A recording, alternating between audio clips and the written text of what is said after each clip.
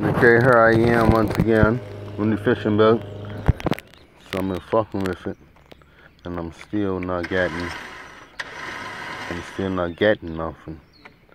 You know what I mean? So what I think I'm gonna have to do, since it seems like the starter's not igniting the engine, I'm gonna have to take off the starter. You know what I mean? So I'm gonna have to come down to this little piece here, and I'm gonna have to take this out. You know what I mean? Take this whole thing off, because it must be the starter, because the starter's not igniting the engine. So I'm just gonna, take it off. That's my next step.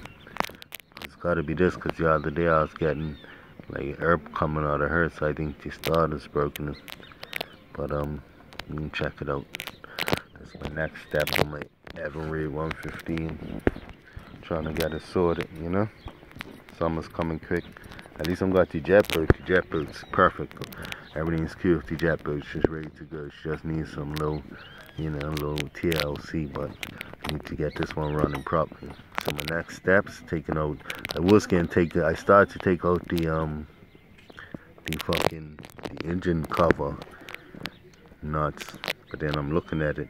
That's like a big operation, you know what I mean, to take the whole engine cover out, because I want to see if when I hit the starter, is it moving or whatever. So I'm thinking maybe I just need to pull the starter out. Maybe that'd be the easiest bet than taking off the whole top of the cover, the engine, to see, because I see it looks like major shit around her to disconnect to get the cover off. So I don't want to go through all that, especially since I'm overboard in the water, you know what I mean? So my next step, I think I might just trim the engine back up, and then fucking take off the starter. My boy told me hit it, but I'm banging it a little bit, but I just think the starter's broken. So I think it's just time to replace it anyway. So I'll just trim the engine up, and next time I come down, take off the starter, you know?